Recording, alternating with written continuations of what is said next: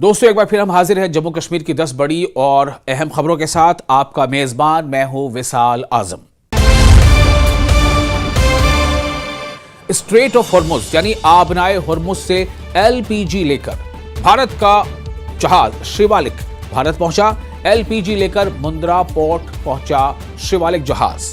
गुजरात के मुंद्रा पोर्ट पहुंच चुका है और शिवालिक जहाज कतर से एलपीजी लेकर मुंद्रा पोर्ट पहुंचा है। शिवालिक जहाज 44,000 मेट्रिक टन एलपीजी लेकर पहुंचा है ये जहाज। जाहिर है इससे भारत के लिए बहुत राहत की बात है और ईरान ने भारत के जहाज को स्ट्रेट ऑफ हॉर्मुज से गुजरने दिया है। मुंद्रा से पाइपलाइन से आईओसीएल प्लांट पहुंचेगी गैस। अब इससे क्या होगा कि भारत में जो इस गैस की जो किल्लत है उसमें जाहिर सी बात है थोड़ी आसानी होगी, इसमें कोई दो राय नहीं है। अच्छी खबर। स्ट्रेट ऑफ हॉर्मुज से निकला भारत का पहला एलपीजी भरा हुआ जहाज है वो मुंद्रा पोर्ट पे अभी पहुंच चुका है। मैं आपको सीधी तस्वीरें दिखाना चाहूँगा। ये जो आप तस्वीरों में देख रहे हो ये शिवालिक जहाज जो पूरा एलपीजी भर के यहाँ पे मुंद्रा बंदरगाह पे पहुंच चुका है। जम्मू कश्मीर के नागरिक आपूर्ति मंत्री सतीश शर्मा ने कहा है कि एलपीजी और तेल आपूर्ति की स्थिति, इस जो हालत है उस पर सरकार नजर बनाए हुए है और सरकार जम्मू कश्मीर में एलपीजी यानी रसोई गैस यानी लिक्विड पेट्रोलियम गैस और तेल की जो सप्लाई है उसे यकीनी बनाने के लिए पुरअज़्म है। मंत्री यानी वजीर सतीश शर्मा ने कहा है कि हमारे पास जिला सतह पर 20 टीमें हैं जो हालात पर नजर रख रही है। देना चाहता हूँ सारे पुराने ऑयल केरोसिन ऑयल डीलर्स को, उनको हम फिर से वो करेंगे। होटल इंडस्ट्री को ज़रूरत है इस चीज़ की। 70% होटल इंडस्ट्री को अभी तक हमने दिया। फिर PSUs को हम साथ रखेंगे। ये सारी चीज़ें करेंगे and we have to ensure that until this crisis is averted, let us assume as Honorable CM Saab said that it might go longer, this crisis may go longer like for a couple of weeks. उसके लिए भी हमें युद्ध स्तर पर तैयारी करनी है and we are totally prepared for that. अभी खबर अखनूर से। अखनूर में एक बस पलट गई, वहां एक हादसा पेश आया।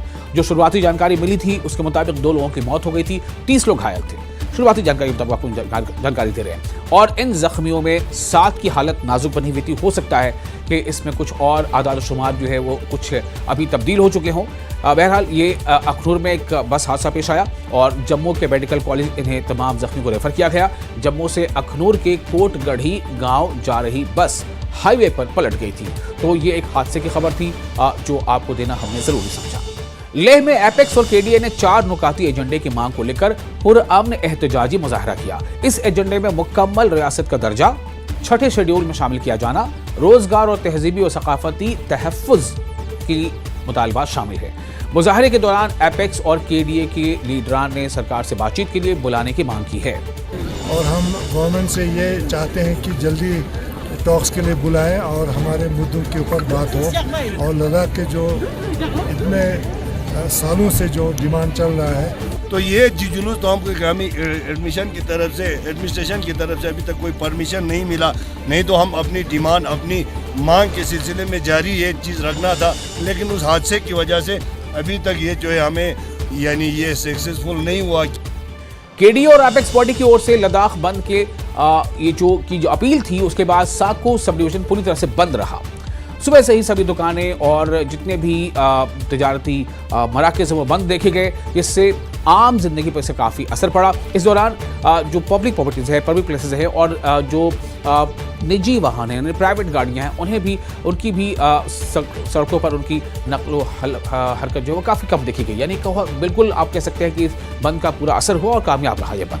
जम्मू कश्मीर के दीगर हिस्सों की ही तरह पुंछ में NHM national rural health mission में तैनात स्टाफ मेंबर्स ने अपनी मांगों को लेकर 1 रोज का पेन डाउन काम छोड़ो हड़ताल किया और इस मौके पर नगर मुकीम राजा सुखदेव सिंह जिला अस्पताल में NHM स्टाफ मेंबर्स ने यूनियन के जिला अध्यक्ष आफ्ताब अहमद की क़यादत में एहतजाज किया, मुजाहरा किया और इस बार ईद के पहले तनख्वाह जारी करने और साथ ही साथ मल्टीपर्पज स्टाफ मेंबर्स का वेतन बढ़ाने और सभी NHM स्टाफ मेंबर्स को मुस्तकिल करने की मांग की।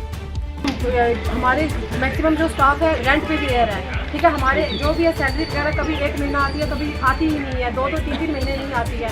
हम ये बोलते हैं कि इस टाइम देखो हमारे जो पूरा हॉस्पिटल है मैक्सिमम जो स्टाफ है वो हमारा NRHM का है। तो मैं चाहती हूँ कि हमारी कंपनी में सैलरी जो है टाइम पे आया करे। पैसे तो कब गवर्नमेंट ने रिलीज किए, बट हम एम्प्लॉयज़ के अकाउंट में कब आने हैं। तो हमारी ये रिक्वेस्ट रहेगी कि कोई भी हायर अथॉरिटी से कोई ऐसी डायरेक्शन की तरफ आ जाए कि बिफोर जो ईद है उससे पहले लोगों के अकाउंट में सैलरी आ जानी चाहिए। जम्मू कश्मीर के डिप्टी सीएम सुरेंद्र चौधरी ने राजौरी के नौशहरा में अलग अलग शोबों के अफसरान की मीटिंग ली, जिसमें उन्होंने नौशहरा निर्वाचन क्षेत्र में डेवलपमेंट के कामों का रिव्यू लिया और जो कुछ काम रुके पड़े थे उन्हें वक्त पर पूरा करने के अहकाम जारी किए। डिप्टी सीएम ने कहा कि शोबों के आपसी तेलमेल न आपसी जो तालमेल है, यानी आपस में एक दूसरे से कोऑर्डिनेशन है, उसके ना होने की वजह से कुछ काम रुके पड़े थे, जिनको जल्द ही पूरा करने के अहकाम जारी कर दिए हैं और वो जल्द पूरे होंगे। सारी एक ज्वाइंट मीटिंग थी, क्योंकि ये कंस्ट्रक्शन से रिलेटेड कोई इश्यूज थे जो आपस में कोऑर्डिनेशन नहीं थी, जिसके कारण काफ़ी सारे प्रोजेक्ट हमारे डिले हो रहे थे। तो उसी सिलसिले में काफ़ी सारी चीज़ें थी जो फॉरेस्ट डिपार्टमेंट में रुक रही थी और मैं खुद देखना चाहता कि फॉरेस्ट डिपार्टमेंट में क्या क्या प्रॉब्लम आ रही हैं। तो लिहाजा ऑफिसरान्स ने आपस में डिस्कशन की है और जो भी डिस्कशन हुई है नतीजे अच्छे निकले हैं और उम्मीद यही करेंगे कि चाहे वो BRO के प्रोजेक्ट हैं, चाहे वो PWD के हैं, चाहे वो PMGSY के हैं, वो अंदर इस कारण नहीं रुकेंगे कि लैक ऑफ कोऑर्डिनेशन के। अब ये कोऑर्डिनेट करेंगे। ADC साहब साथ थे, ADC साहब ने भी खुद ये अपनी इनकी 15 दिनों बाद इनकी डेवलपमेंट जो इश्यूज होंगे उस पर मीटिंग लेंगे इन सारे डिपार्टमेंट्स के।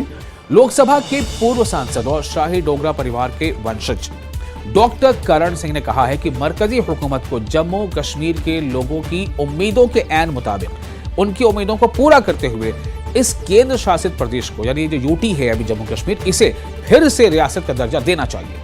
ये करण सिंह ने मांग की है, डॉक्टर करण सिंह ने। न्यूज़ 18 से बात करते हुए डॉक्टर करण सिंह ने कहा है कि उन्होंने बार बार इस बात पर जोर दिया है कि रियासत का दर्जा बहाल करना इस इलाके के लोगों के लिए एक पॉजिटिव यानी एक मुस्बत कदम होगा। बहुत प्रसन्न हूँ। ये संस्था हमी ने आरंभ करवाई थी बहुत वर्ष पहले, उद्घाटन भी किया था, लेकिन नाम परिवर्तन जो हुआ प्रोफेसर वाकेरे जो हैं अध्यक्ष सेंट्रल संस्कृत यूनिवर्सिटी के, उनके विचार पे हुआ और हमें बड़ी प्रसन्नता है। हमारे तो पूर्वजों का नाम आ गया और यूँ भी उचित है क्योंकि महाराजा रणबीर सिंह जी ने इतना कार्य किए संस्कृत के लिए कि उनका नाम हमेशा याद रखना है।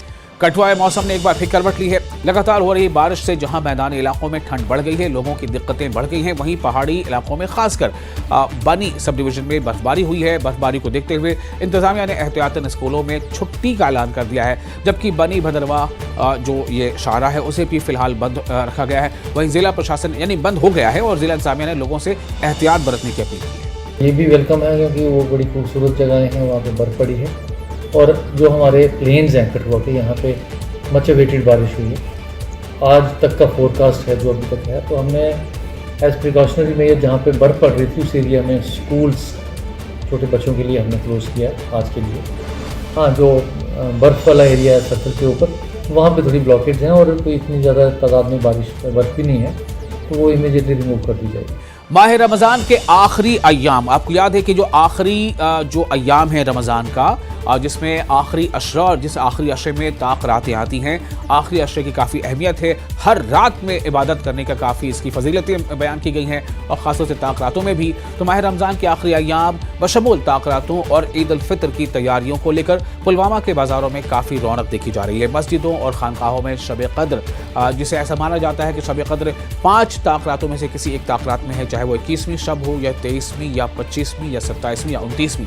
वैसे ये भी कहा जाता है कि आखिरी अशरा ही अपने आप में काफ़ी अहम है और तमाम रातों में चाहिए कि आखिरी अशरे के नहीं तमाम 10 दिनों में जो रोज़ेदार हैं वो ज़्यादा से ज़्यादा इबादत करें। अब चंद अय्याम ही रह गए हैं, ऐसे में इबादत और ज़्यादा करें, अपने गुनाहों की माफ़ी मांगें और ईद को लेकर के जो भी तैयारियां हैं वो चहल पहले वो बाज़ारों में देखी जा रही है। वहीं ट्रेडर्स फेडरेशन पुलवामा ने व्यापारियों को या ताजिरों को कीमतें कम रखने के लिए ख़ास हिदायत जारी किए हैं और आलिम दीन जो उन्होंने भी लोगों से इबादत के इन ख़ास मौक़ों को, ख़ास अय्याम को बहुत ही नेकी के साथ, इबादत के साथ गुजारने की अपील की है।